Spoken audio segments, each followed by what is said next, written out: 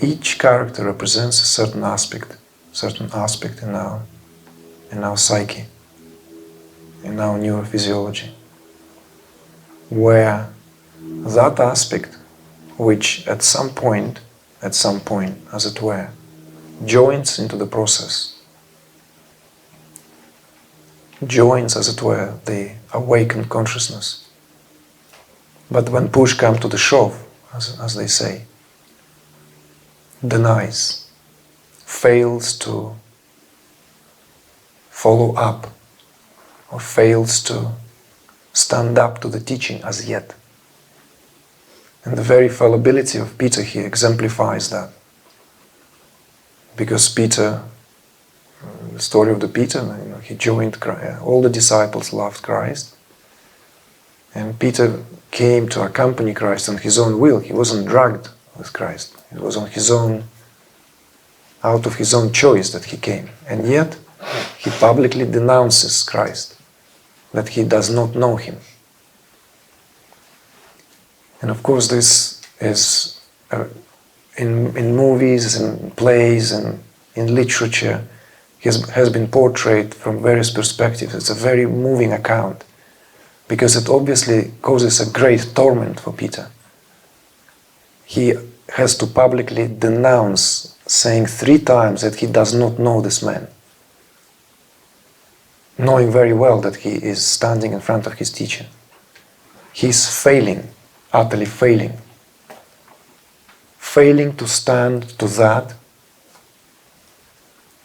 which he recognized as his master. What are we to make out of it? Again, I welcome you to have your own dots filled. And my suggestions here are simply coming from alignment with that spiritual anatomy, from the process itself, which underlies all these processes. And you can also see this from very, very intimate perspective, unique to your psychology, unique to the way you relate to that. One of the possibilities perhaps is that denouncement, that I do not know Christ, could be interpreted in a more humane way. It's not that I don't know this man, I have never seen him in my face. I simply don't know Christ consciousness. I'm not in the experience of Christ consciousness. In other words, that aspect within myself has not yet been conquered by my higher self. Therefore, I'm denouncing the higher self simply because that's not my experience. It's an honesty of Peter, if you will, which of course could be interpreted differently, and as it indeed was interpreted very differently. It was interpreted even as a cowardness, a weakness, utter human weakness. But if we see this from the perspective of spiritual unfoldment, every weakness has its root, one way or the other, on and in the level of our awareness. There's no way out of it. Hence, it's a declaration where Peter simply admits that I do not know Christ yet. I do not know this man as in his full measure. So he says the truth. He simply states the fact.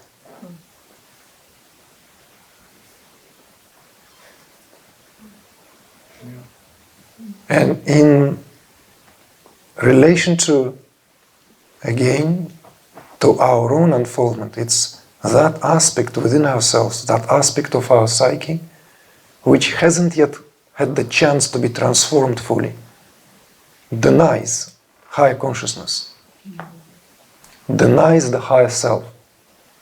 Hence, that dynamic tension, that drama between Peter and Jesus in that encounter when Peter denies to know his master. The following encounter is when Jesus is being, this dialogue between Jesus and Pontious Pilate, I don't know how you pronounce it in English exactly. Pilate or Pilate? Pilate? Pontius Pilate? So, this is again, that culminative encounter, again often favored by artists, that encounter between Jesus and the Roman governor, who has to decide the fate of Christ now. And he is being scorned by Herod, if you remember. He's been scorned by Herod for his way too soft approach, his soft attitude. Because there's something about Pontius Pilate that senses the gravity of the moment. He knows that he is not just standing here in front of some mendicant, in front of some beggar.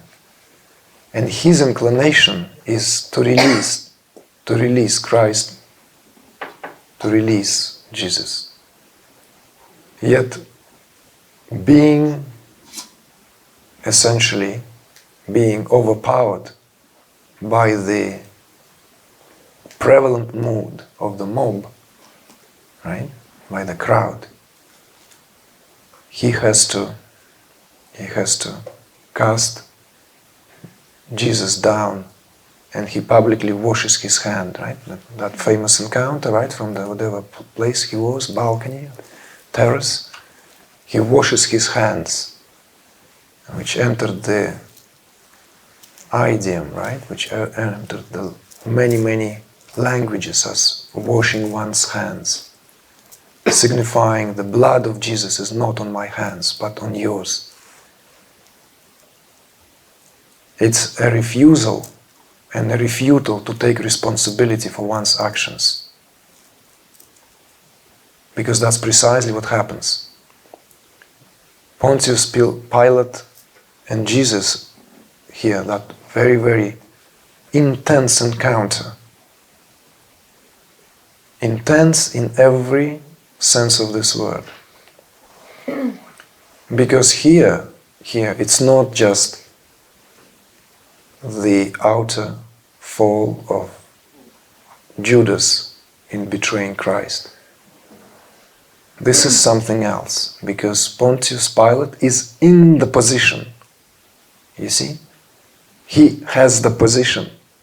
He is in the position to decide because of his status as a governor.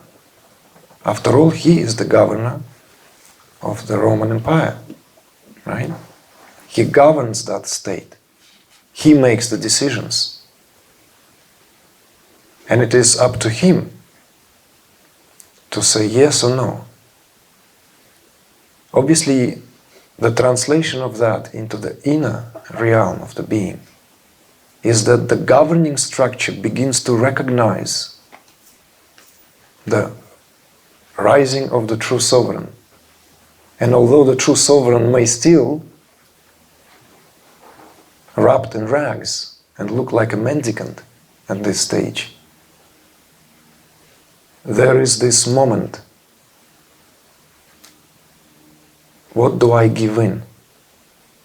Because my conscientiousness here recognizes the gravity of the moment.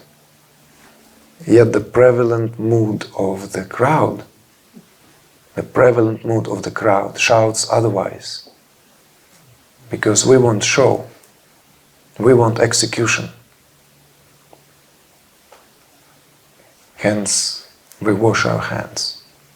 We wash our hands of the responsibility of the given situation. and interpret this encounter in your way, the way you will. From the very anatomy of the process of spiritual unfoldment to the responses of your psyche to this process itself. And they're obviously intimately interconnected. So we could say that, we can hint that Pontius Pilate represents here the governing structure of our psyche, because he is in the position here. He calls the shots. Yet when faced with rising consciousness, when faced with consciousness that is now standing in front of him face to face, that governing structure is failed to recognize. You see?